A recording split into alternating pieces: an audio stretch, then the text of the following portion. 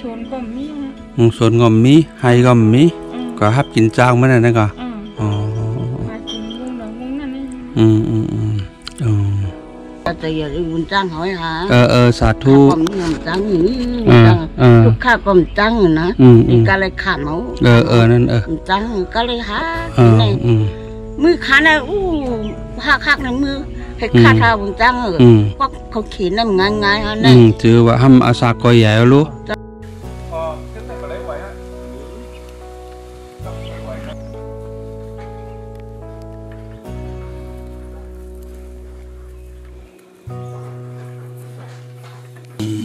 พี่น้องอันจอยเหลือบ่เท่าในมีอยู่ฮะมีเนี่ยมีเนาะกำนำป้อมมีกับบ่เท่าเมื่อย้อนกูแหวหนังฮือเดมาจอยเหลือก้นเนี่ยมาจอยเหลือกล้วยในมีอยู่ฮะมีน้ำใจมาปั่นกล้วยน้องมีอันพี่น้องบ่เท่ามีเนาะเพราะบ่เท่ามือหาก็ยะข้าเมื่อหาก็คาเลียเป็นการเอาเลียเป็นการเนี่ยเจือเมื่อมาหลาย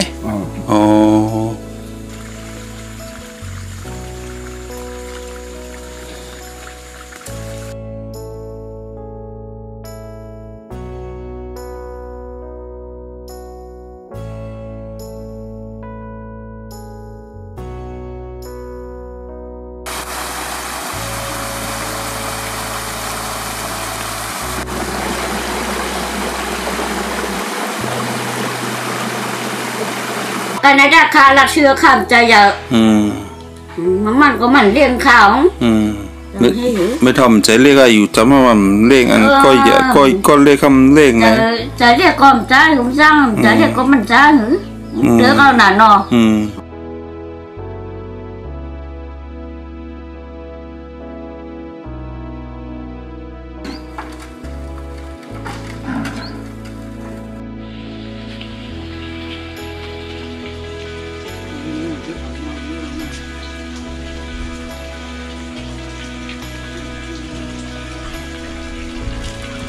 ครับนี่เป็นจ้องหัดเหมือครับเนาะจ้องหัดเหมือ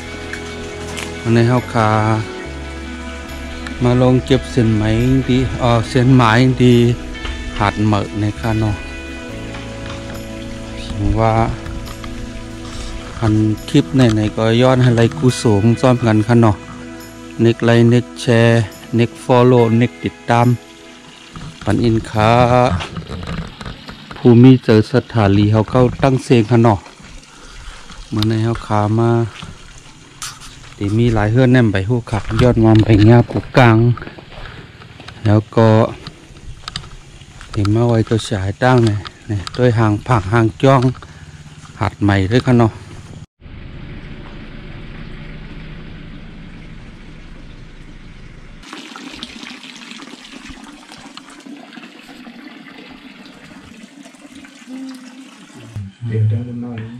ทำแทงเพอแทงเมปลาหล่ออยู่หลายก้อนนั่นเมปลาหล่อในอยู่ก็เหลียวเหรอก็เหลียวเนาะลูกหลานเมียมีเพอเล่งด้วยลูกหลานเนี่ยกันไหนก็มีอยู่ก็เมืองไทยก็มีก็เป็ดตัวเป็ดกันหาใช่ไหมนั่นกันไหนก็ห้ามตั้งลูกไหนตั้งอันเมก็ใครต่างกันนะฮะลุงอุ้งเนี่ยเหมือนหือก็เหลียวเนี่ยลูกได้มีลูกห่าวนั่นแหละเป็นมีหลานได้มีเหรอไม่มีอยู่ข้อเดียวเหรอทำข้อที่3มาแล้วก็ที่อยู่ที่กินวานนั่นแหละเมียอยู่ก็เหลียวนะอยู่จำปาต่อมีลูกมีล่างอยู่จำลูกกำลังกัดน้องกัดเหลียน่ะกัดลิงเหรอเฮือนไม่เท่าดีแต่กว่านั้นเป็นเฮือนจือก็เฮือนไหนฮะไม่เท่านู้นอันนั้นอันมีในปุ่นนะตั้งนั่นฮะอันนี้เฮือนดูเขาน่ะจะหามาอยู่จ้วนบนที่นั่นนะฮะนั่นเฮือนมันย่อข้างตรงนี่เฮือนมันไหนนั่นจะเป็นก้นในวานแน่งก่อนเนาะจะหาเป็นก้นปอดหรือลงมาอยู่นั่นน่ะมีลูกวิลานเนี่ยลูกล่างก็ของเขาแบบนี้นะช้างมาการหนึ่งมูเนาะไม่เท่านั้นฮะหนูพวกที่ฟ้าฮายุเฮ็ด กินกล้วยนั่นน่ะเนาะ เฮ็ดกินกล้วยให้มัน อ๋อหอมมันลูกหลานอะไรมีทั้งในเนาะมันเป็นป้อนเหนือมาอยู่ในเนาะอ๋อป้อนเหนือทั้งหลายดอกเมียวกูจักเนาะ วันใหม่ฮะ วันใหม่อ๋อวันในดังบนน่ะ ตั้งหรือฮะ อ๋อดังเหนือ มันทำลูกกระปุ่นเนี่ยมาอยู่จำรู้ที่ก็มีหังฮะหำมีหังฮะ อ๋อเป็นก้นผานนั่นเนาะอ๋อ มีชนก็มีฮะ ส่วนก็มีไฮก็มีก็ฮับกินจางมันน่ะนะก็อ๋อ หากินวงเดวงนั่นนี่ อ๋อมีหลานเนี่ยมันมีลูกนะไม่ทอง มีลูกว่าลูกโกเขา เป็ดทวน เตรียมทวนฮะ อ๋อดังแม่ดังลูกเอานั้นตรงไฮหน้าก็มีได้ไง มีฮะชนก็มีทำมีให้มีชนฮะ ทุกใครเนาะมีให้มีส่วนเนี่ยมันจะเฮ็ดกินการนู่นไหน ให้เยอะ ในหวานในมีหลังเฮือนมาการเหือนในเมียวพวกว่าปาก40เนาะปากแม่มี40เป็นเนาะกำลังเป็นไตตั้งอันมีหังตั้งก้นผ่านได้แค่มีม50นั่นนี่น้ำฮะมี50กำลังเป็นไตทั้งหมดเนาะต่างเครือต่างมีฮะไตหลายเป็นไตหลายเนาะอ๋อแมวก็ก้นจัดตีกันได้เงาเนาะอ๋อผู้ที่ไหนหรอเขากินกันหรือเฮือนได้ผู้นะกินเนาะเขาอยู่จ้ำกันหันกันรู้เนาะอ๋อกะกินจังก็เขาเขียนบนที่ไหนฮะอ๋อก ะกินจังก็เขาเขียนนั่นของหอมมีหังนั่นอ๋อนั่นในเรื่องสายเจอเนาะเป็นลูกจางมาได้ไหนลูกจางบนนี้เรื่องสายเจอวันใดวันวงนั่นนะฮะอ๋อให้นั่นเนาะ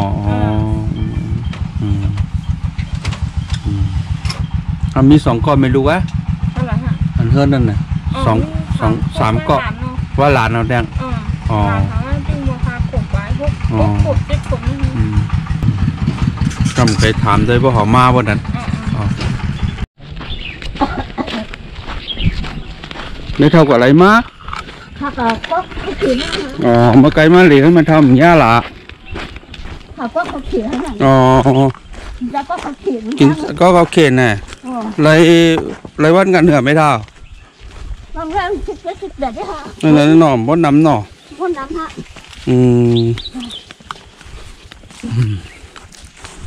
โอ้มานั่งไตเนี่ยอะไรไม่เท่ามาไกลขามากำขามาหลักตัวเฮิร์นไม่เท่ากำมาเหมือนกันน่ะข้ามานอนให้ก็เท่าโหลบนนั่นอ๋อนั่นแหละบ่อยู่ลีย่าแล้วไอ้แกล่ะนั่งกันน่ะนั่งกันน่ะ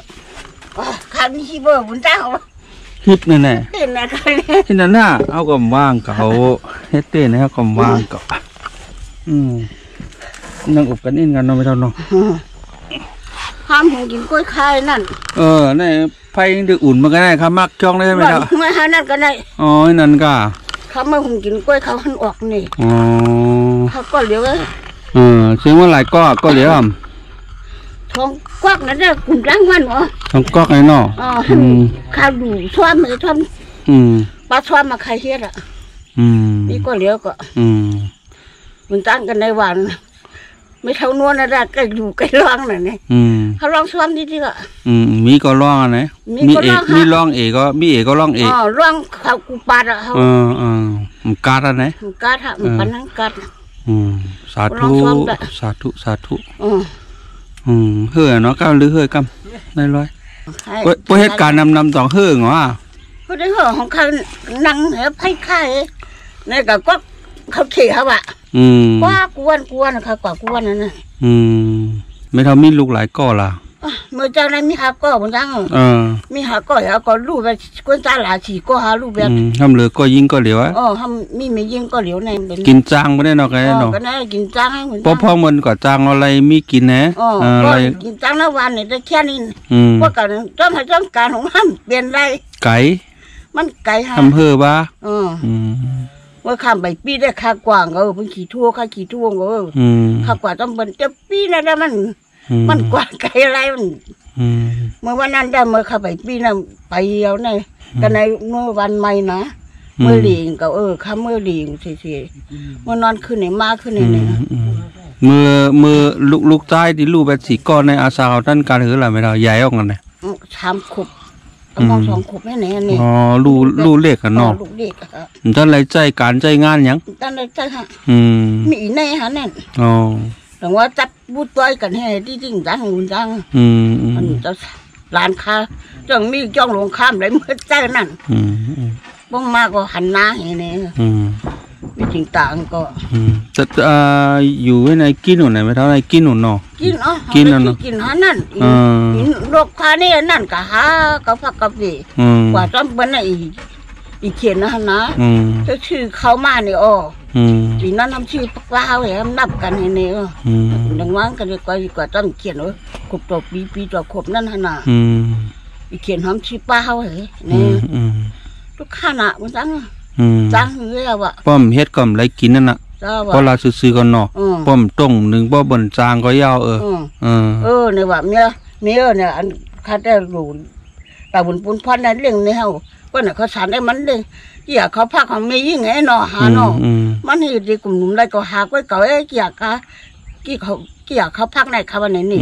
เขาในขันทุกข่ายกว่าเฮ็ดที่กันไหนกับกวักที่ไรเงิน3 ท่องว่ะต้อง3 ท่องชื่อเกี่ยเขาพักไอ้นั่นน่ะเขาว่านั่นน่ะเขาเกี่ยเขาพักป้อมมีกิ่งการน้ำไม่ท้ามีละห้ามมันจังนั่งเห็บไผ่ข้าวจังมองเห็นอะไรปากน้าไข่มาชื่อเกี่ยนี่กินกว่าเฮ็ดกว่าวันไรวันนั้นแน่นอนมันมีตัวใครน้องนางกันเขาเป็นคนพูดดีเหรอปีนั้นทำมาขึ้นไปหันน่ะพระเจ้าเนี่ยเขามีหางเต่าเขามีหางเก่าพี่น้องไม่ทำเมียมีนวดบุญได้เจ็บบุญเนี่ยมีวันลุงห้องลูกหลานก็ของเบิ้ลก็กับไม่อ้องของไม่อ้องมาเนี่ยบุญจ้างกลุ่มผักกลุ่มมันกลุ่มผักกลุ่มมันฮะจ้างหือข้าววันนี้เขาก็ห้ามหากินอะไรอยู่ข้าววันนี้หากินกล้วยเนาะกินก็ไรขามอนนะจ้าว่าจ้างหือบุญจ้างมีรอดอะไรนะคนนั้นไหนเจือแล้วบอกให้กินผักกันเคี้ยวเชื่อไรกินก็เงี้ยเยอะเนาะไหนบอกให้กินไรกินก็ทำอะไรเยอะเนี่ยเหมือนจ้างเพราะมีตันเนี่ยที่กินนี่ปลาเนี่ยเนื้อเนี่ยปลาเนี่ยเนื้อนะกำน้ำมียาผักเขียวกำน้ำไม่เอาเจ้าอ่ะมันปลาถั่วเน่าเนี่ยเนี่ยนอนรับอุ่นเนี่ยกูวันเนี่ยรับเรียวเนาะไรวนยังเขาเนาะทุกข้าเพราะว่าทุกข้าจะนั่นก็เพราะว่าผมบ่นก็ผมพูดมันเป็นไหนที่น่ะไปจะจึงนั้นเนี่ยนะจ้องก็ขันนั่นน่ะขันนั่นกูเบี้ยจ้องก็ขันเหมือนหลับเล่นม้วนก่อนที่สาธุก็จังดื้อไรดูเนาะทุกข้าก็กะไรเฮ็ดอะไรเนี่ย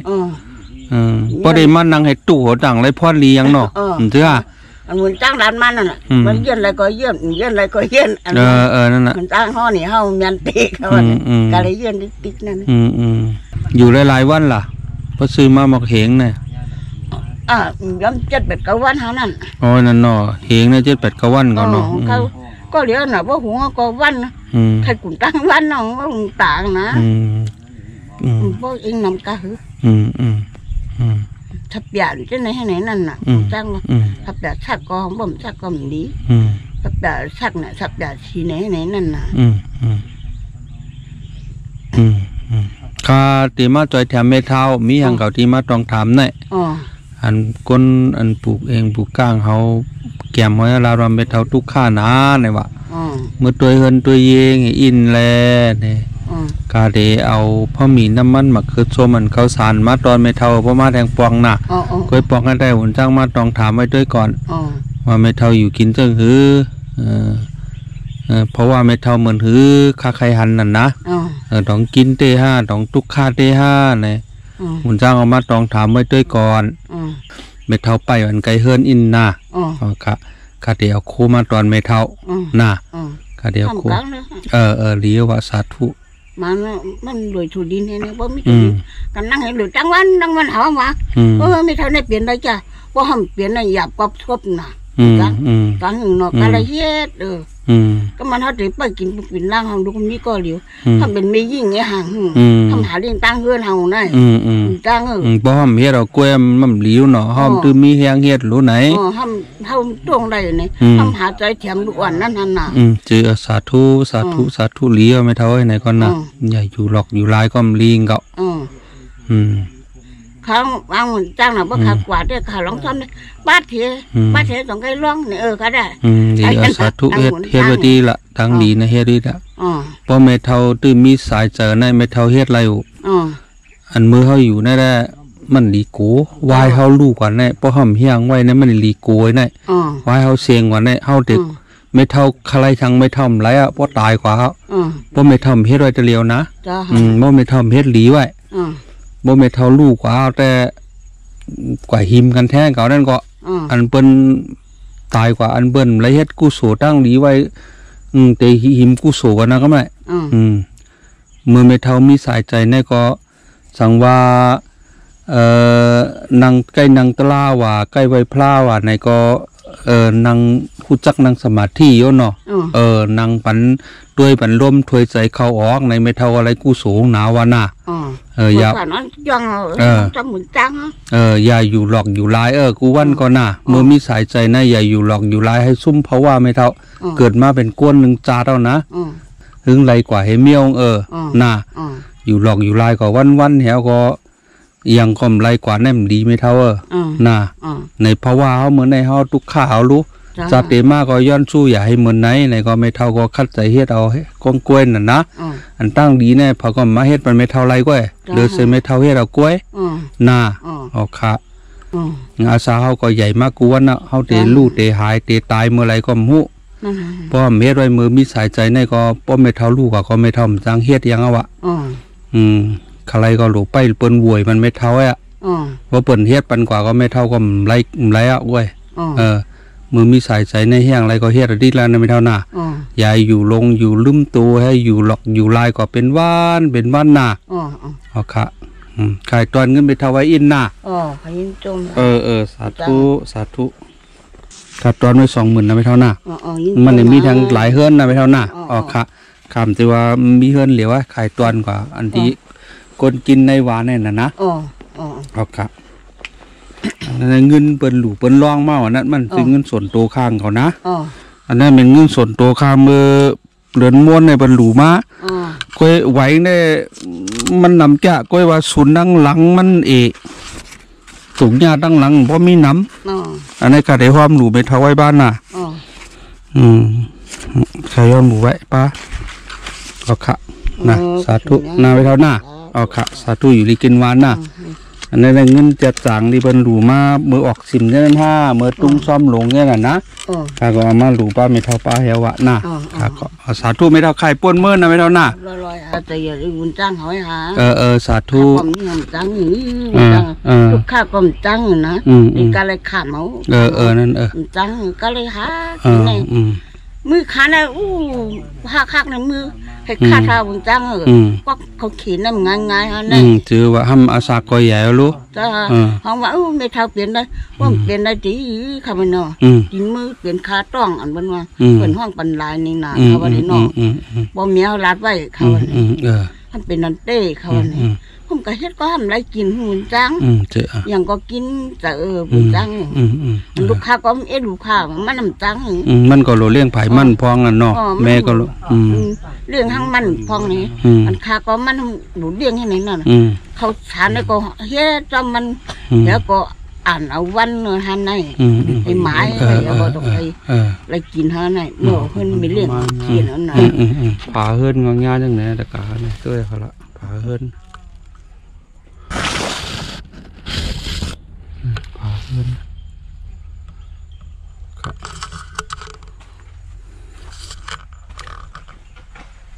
ไพ่ในที่อุ่นฮะลงหน้า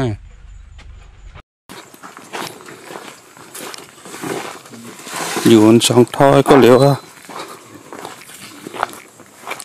อยู่ก็เหลียวเนาะอยู่โหวานนั่นนะทางวานนั่นแหละผมที่โหวานเนาะอัลโหลเฮ้ยปะเท้าปะเท้าแค่มันเนาะ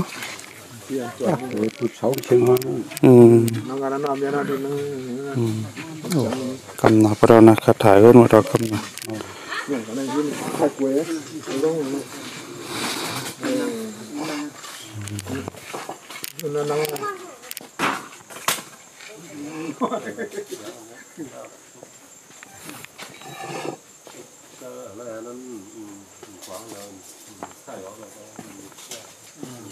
กันไหนอันนี้เดี๋ยวผมไม่ ผู้ยิงตายแล้วก็มันคิดอย่างนี้นะ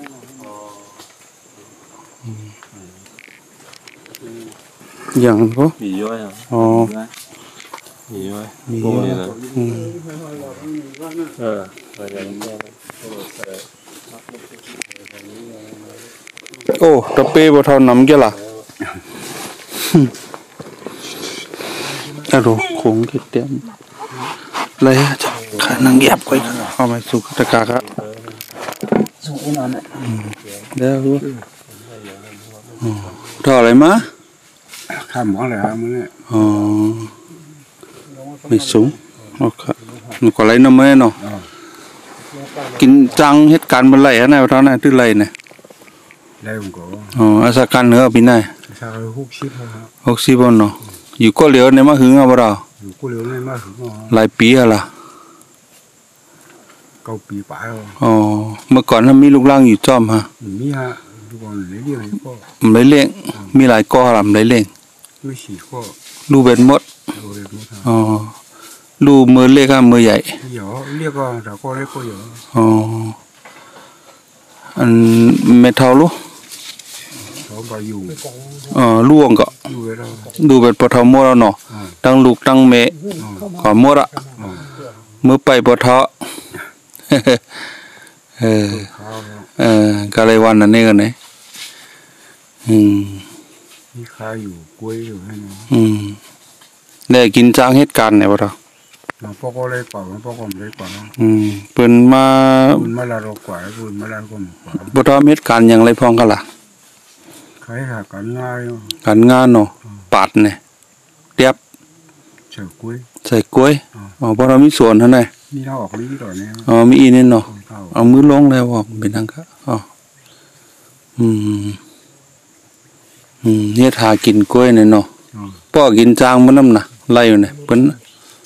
กินจังผมปกติมาสั่งปกติมาสั่ง ได้วันกันหือบ่กินจางมันบ่ดา หรือวัน2 เดือน3 เดือนไม่เอา ป้อจ่ายว่า เอาผมโปเดียมก็เลยกูปีกูน้องมานั่นนะ อ๋อพี่น้องในมีอยู่เนาะ มีอ่ะ ป้อมป้ออะไรกูปีกูน้องมา อ๋อ อ๋อบ่เท่าคึดพี่น้องหลายก้อล่ะ พี่น้องเล่นน้ำฮะ อ๋อพี่น้องอย่ามีหลายพองอ่ะ นี่คนนานาด่านข้างฮะ อ๋อในหลานเนาะ เป็นน้องข้าง อ๋อกูว่าในเฮ็ดหากินกล้วยเนาะมีพอซอยไว้แถมยัง นี่พอช่วยฮะ อ๋อเลยหาไอ้ไหนนะป้อมหาก็กินแหกินให้หนากินให้เก่าอ่ะมองเป็นจังไดมาหลาย10 ปีอย่างเนาะโกนบ่ทอยอกบ่เนาะ กูรู้จู่บนปันนี่ฮะ เปิ้นปันได้ไหนปันบ่ทอยล่ะ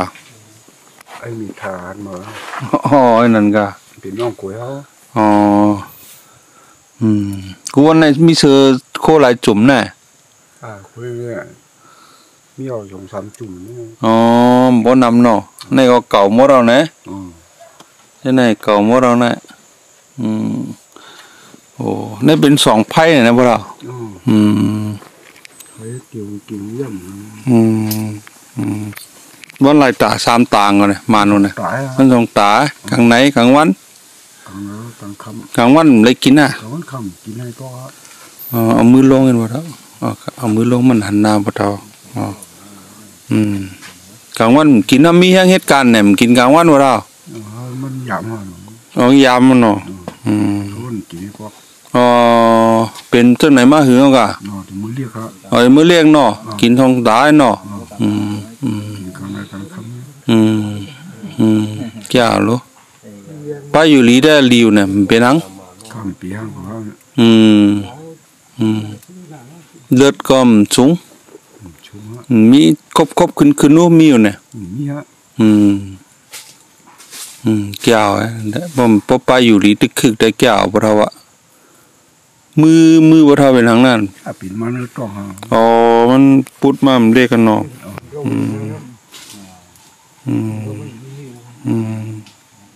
ในตัวนะพวกเราโอเคอ๋อ ต้องหลุดมอยาหน่อยนะ ดูด้วย หลายไอนะตีนก็เป็นอ่ะในตัวนู้นเปล่า ยืนคนเดียวไอ้ก่อน อ๋อกำนับแล้วนะนิ่มๆนี่ครับเจ็บยังกันนะพวกเราเนาะเป็นม้ามเล็กของเนาะอ๋อเป็นตีนตอดน้อยเนาะแต่อะไรพวกนี้ตาผายเนี่ยรีวเนาะ ดีกว่าตาผาย อ๋อแก่ก็ยังปรับไปมันไล่รู้เนาะ ได้อยู่ครับ เจ็บเสียบมันเอาไปก็ เจ็บยัง อ๋อแก่เหมือนในกินพังมาเนี่ยตัวผู้นี่พากินน้องไอ้ตามาขาย อ๋อปนมาขายใช่ไหมถึงมันเชียงรายก็เหลียว อยู่ว่าเนี่ยสองก๊อกย่อมเลย สองก๊อกย่อมเลยเนาะในเวียงมาเท่าไหร่นะ ย่างขำเจอข้าวเวียงย่างบนนี้ย่างปีย่างนอก เวียงปีเวียงนองเนาะอ๋อเวียงมาเท่ากล้วยได้มี มีห้าคำจะกุ้นวันให้เฮาข้าวกุ้นเฮาชิมเฮา คนหัวสิบเขามาอยู่ในเนาะที่หัวสิบมีเวียงมีเฮือนนะ มีก็ฮะมีเงินว่าเลี้ยง อ๋อเพกันหมดอ่ะ เพียงหมดอ่ะ พอทำมีเวียงกล้วยเพอ่ะเวียงมาทำก็ไรล่ะ ราคากว่าเลยก็คำมือขึ้นเลยก็คำมืออยู่กับสวนกลาง อ๋อเนาะกล้วยมาอยู่กันใน อยู่กันในความดีอ่ะก็ นั่นเป็นเวียงผ่านนะ ย่อสั่งไหนก้า อ๋อเป็นพี่น้องกันนะ พี่น้องก็ฮะ อ๋อก็หาปันอยู่ไว้ใจลุ่มลาไว้เนาะพอเท่ากูว่าในพอเท่าทุกข่ายังพอเราถามลองยัง ทุกข้าวเนี่ยทุกข้าวเนี่ยหนำเอามีอย่างพอ ทุกข้าวเนี่ยพวกข้าวสารเนี่ยมันมีอยู่ก็น้ำมี อ๋อข้าวสารมีน้ำมันทำอย่างแท้ กว่าหาแทงกว่ากูปีกูน้องย้อนเนี่ยย้อนกูเหรอ กูเหรอย้อนเนาะถ้ามีก็เตี้ยนขึ้นเมื่อไร บ่มีม้ามก็เตี้ยนขึ้นคือว่าหนึ่งปอกในมาขีมเบอร์เนี่ยก็เตี้ยนขึ้นเนี่ยหมกหลายวงก็เลยก็เตี้ยนมันขึ้นอ่ะหมกสองวงปอกก็สามวงกำน้ำกว่าหิมยังอันนั้นกว่าหิมเบิ้นมาเนี่ยมีน้ำมันเหรน้ำมันแหนเขาสารเนี่ยชูเลยหิมอ๋อหินโฉกเกลือเนี่ยผมเลยหิมนะเลยหิมฮะมาเกลือส้มลูไม่เลยกว่าหิมโหนตัวเนี่ยอ๋อถั่วเน่าลู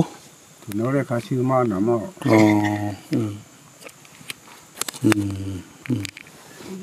ผมก็เลยไว้มันปอเสียงหางเงินรู้บ่เท่าอีเงินได้เดี๋ยวได้จิมก็ได้มันจะกึดเงินหาหกเขียงเนี่ยอ๋อเฮียงอันเงินค่าช่วงจ่ายเพราะนั้นไอ้โกหลานค่าถึงกว้างนะไอ้โกหลีมันให้ชวนค่าปัญญาชวนจะเรียวมีกันเหนือเฮาเห็นไงอันจับตูในเนาะอ๋อคิดนานไหมพอเสียงนั้นมีอ่ะว่าเสียงได้ดีหากินจังมันทางเขาอยู่ใกล้ๆไรกูเงินเบิ่นนะบ่ดาใกล้ๆไรกูเนาะใกล้ๆไรกูเหลือน่ะใครว่ากูเหลือน่ะกูวะน่ะกูเดือนก็ฮะอ๋อเดือนกูวางเดือนก็กูพี่น้องอันจอยเหลือบ่เท่าในมีฮะมีน่ะ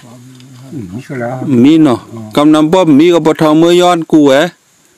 นั่นคือเดี๋ยวมาจอยเหลือก้นเนี่ยมาจอยเหลือกล้วยเนี่ยมีอยู่ฮะมีน้ำใจมาปั่นกล้วยดอกมีอันพี่น้องบ่เท่ามีเนาะเพราะบ่เท่ามือหาก็ยะ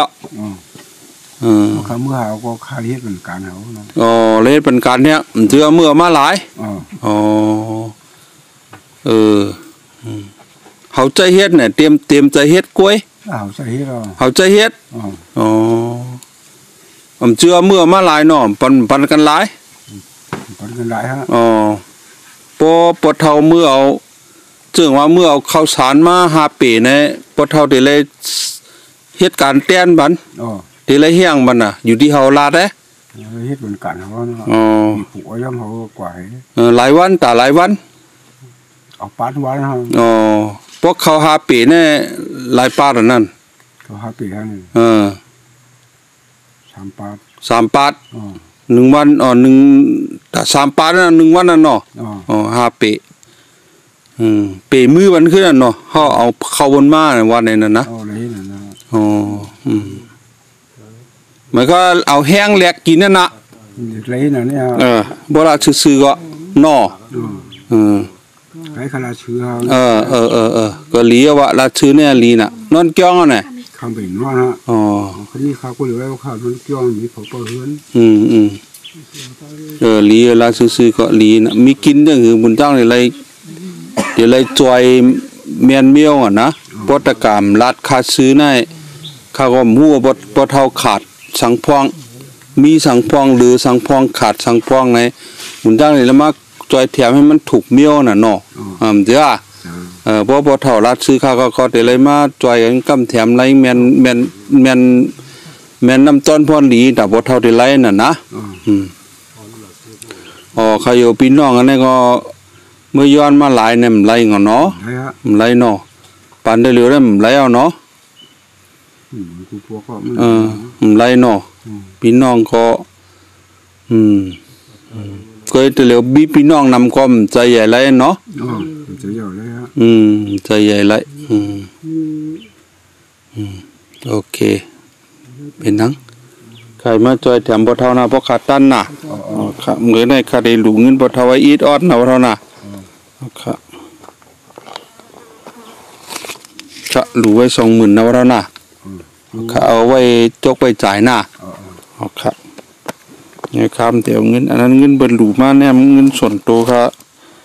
เนี่ยมันใหญ่นะว่าเราก็ยังเป็นไว้ก้มไว้5 ปากเนี่ยไว้มันใหญ่หมดเนี่ยตะกาหลูมาบ่ก็เขา10,500นั่นก็กัดตุ้งซ่อมเดินในบรรลุมาเขาสืบรู้บ่เท่าไว้จังหน้าครับเอียงอ่ะก็ไม่อย่างนั้นไม่เก็บตัวอ่ะไม่อย่างไม่พ่อเขาย่อยไม่ลงน้ำเป็ดหางาเป็ดต่อยงา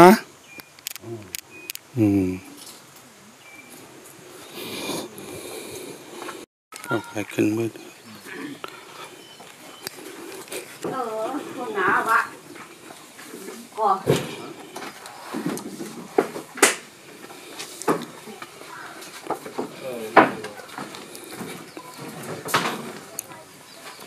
นั่งกันได้ก็ไรไม่เท่า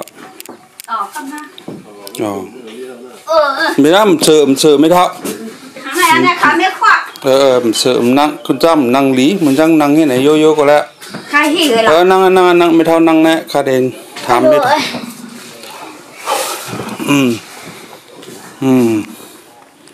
มันอยู่รีวเนี่ยแล้วเพื่อแค่อะไรก็ไรมากหน่อยข้ากะชับถึงมีจอมลูกปลาคาหน่อยมันทำเขาก็ทำเลี้ยงขาให้นั้นปีหน้าดังปีคอเป็นหนานั่น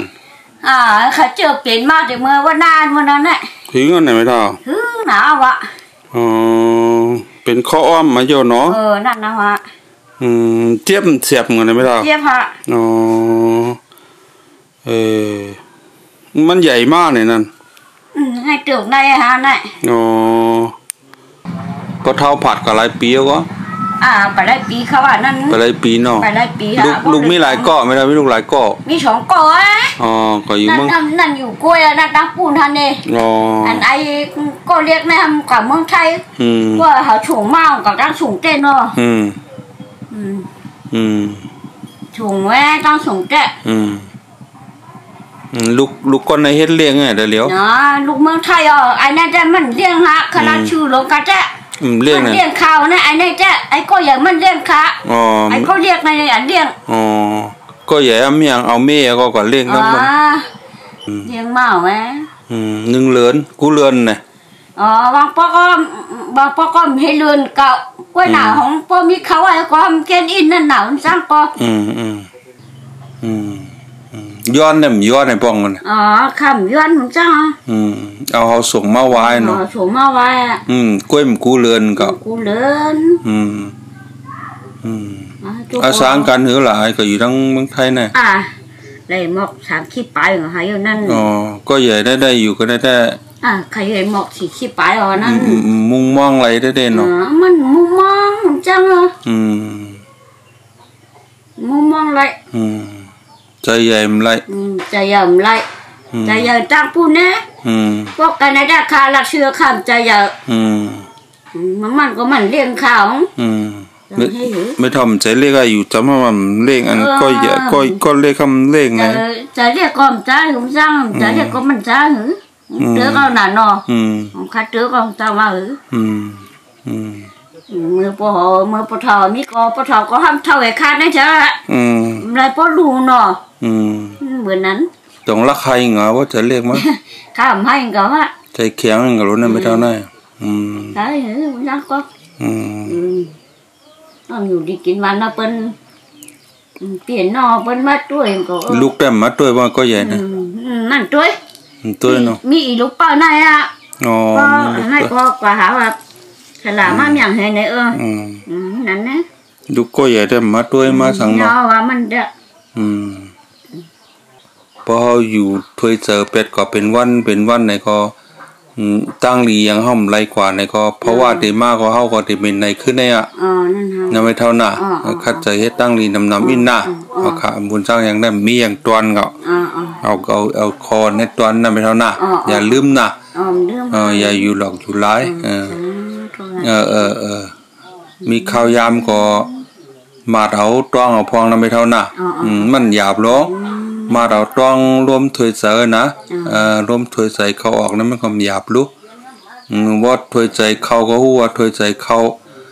พอถวยใจออกก็หัวถวยใจออกนะพอมีข้าวยามก็เฮ็ดปันไว้พลานว่าพอตันก็นับมันนับนั่นก็นั่งสมาธิปันนะไม่เท่าหน้าอย่าอยู่หลอกอยู่ลายนะไม่เท่าหน้าของคนจังในมือนะเอาค่ะนุ่งอย่างนั้นเลยนุ่งอุ้งอ๋อมีเกินนะ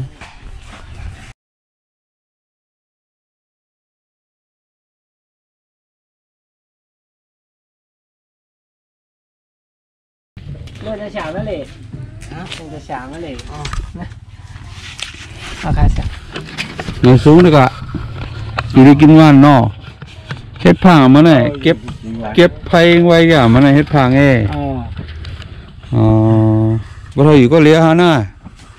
เพื่อนเราแค่มาเนาะหูดื้อลีเนาะตาดื้อลีอยู่ลีทั้ง2เมียวฮะเนาะ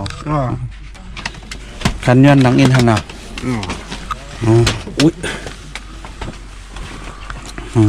เอาสักกันเหนือล่ะเป็นไงบ่ล่ะเอาสักกันเหนือ68แหละมีลูกมีล่างค่ะมีมีหลานฮะมีหลานแน่เนาะกูวันในเผอเล่งรู้บ่เท่าล่ะหากินกล้วยเหตุการณ์อะไรนี่ได้เหรอเฮียงพองอะไรอ่ะก็เขาเจ๊อ่ะก็เขาเขะไรวันการหือมัน10 ปลายอ่ะมัน10 ปลายใน10ยังฮะล่ะ10 กล้วย10 กล้วยกันหือกล้วยจ้อยอ่ะกล้วยจ้อยเนาะ10 กล้วยกล้วยชา2 เหงก็ดีเนาะเอาค่ะนี่จะพูดมาปั่นแห้งฝนตกก็อยู่ตั้งนานเลยในก่อเหตุการณ์กูว่าหนูเนี่ยก็เขาเจ๊ไปเฮ็ดให้ที่หางไปเฮ็ดกูว่าเนี่ยหลานน้ำจอยแถมยังบ่เท่าพองล่ะเอากล้วยจ้อยเนาะมองบ่ก็จ้อยกำนำในบ่เท่าเฮ็ดหากินกล้วยเนาะหากินกล้วยเขาพักแกเป็นเจ้าไหนมาดิมันหนุ่มมากลูกหลานลูกก็มิมไรเตะหน้าเฮือนนู่นไหนต้องป้ายอยู่ลีเป็นนางพองแค้มไหนป้ายอยู่ลีได้ดีว่าลมคันลมขึ้นลมคันลมขึ้นก็ไรฮะล่ะขาเนี่ยทีนี้ให้กระติน้ำให้ปลูกเขาให้นันกาให้ที่เขาปลูกกระแขนเลือดสูงได้มีต่างเมียวได้มีเนาะมีลมคัดลมขึ้นแน่นอน ตรงทุกข้างก็ว่าเพราะว่าอยู่ก็เหลียวไว้ไหนเพราะทุกข้างเนาะแค่นเนาะมีการเฮ็ดหรือมีเหตุการณ์อะไรเนาะเนาะการอะไรหากินก่อนวันไหนวันนั้นไหนชื่อถุงเอ็ดสวนงาหรอเฮ็ดสวนงานเนาะบ่ทำมีสวนกล้วยอ่ะน่ะเฮ็ดกล้วยน่ะเฮ็ดกล้วยปีนี้ต้องไรนำไหนงาแม่ได้ทงได้ทงไงทงการถือไรขายการถือล่ะทง4,500,000 ช่อง4,500,000 ช่อง4,500,000 ช่อง5เหง4 ช่อง5เหง1ทงเลย4 ช่อง5เหงไอ้เนาะ4 ช่อง5เหงได้พอกินหลายปีหลายเดือนแน่พอกินมันเลี้ยงหือหรอให้นะเนาะหาถั่วขอบคุณที่ปัดเนาะให้นั่นเนาะไรแบงกินนั่นนะไรแบงจ่ายนั้นเมื่อได้ไรกว่าไรเมื่อได้หาจุดกว่าก็เขาเจ็บมาเด้อก็กำกว่าทางไหนย่อเนาะเมื่ออะไรกันหรือไม่2 เหงไร2 เหงแก่รู้พอเท่าจื้อว่าคือก็ลุงอุ้งคิดไปนะคุณนะนั่นค่ายลุงเงินพอเท่าไว้อินน่ะค่ะไว้จกไว้จ่ายน่ะค่ะ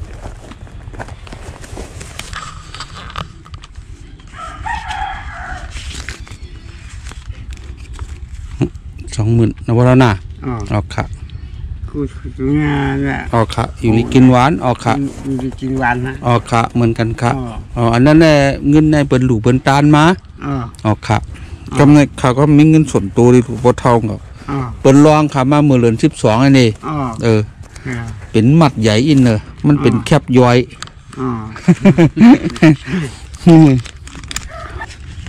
ขาหลู่บ่เท่าไอ้น่ะในเงินขาดตุงซ้อม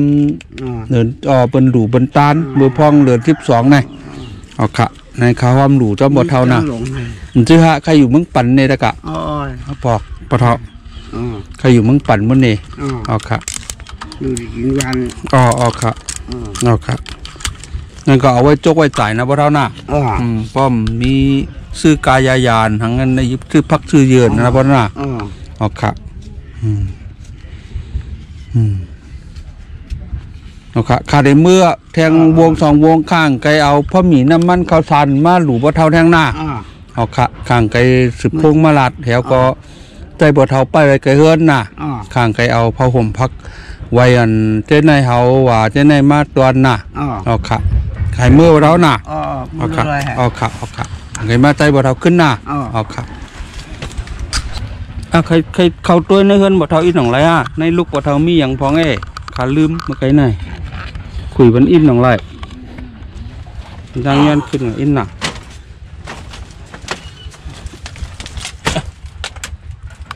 ไหนยันตัวเฮือนบ่เท่าโน่พลาก็มีสูงอารมณ์มัดไว้ดีน่ะเนาะ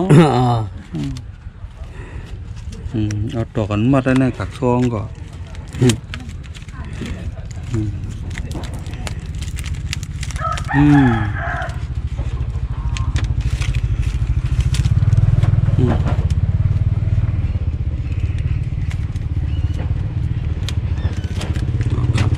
โอ้คัด2 ชั้นเนาะแล้วว่าทำเกียร์กำไข่อยู่กันในช่องด้วยกันแล้วบ่เท่าอยู่มดใส่แล้วนะ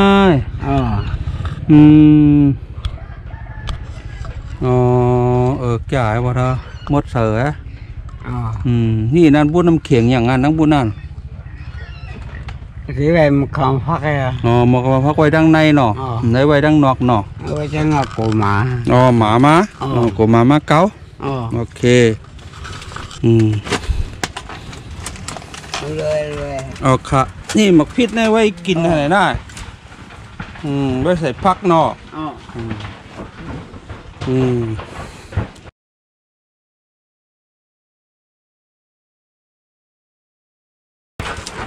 ค่ะ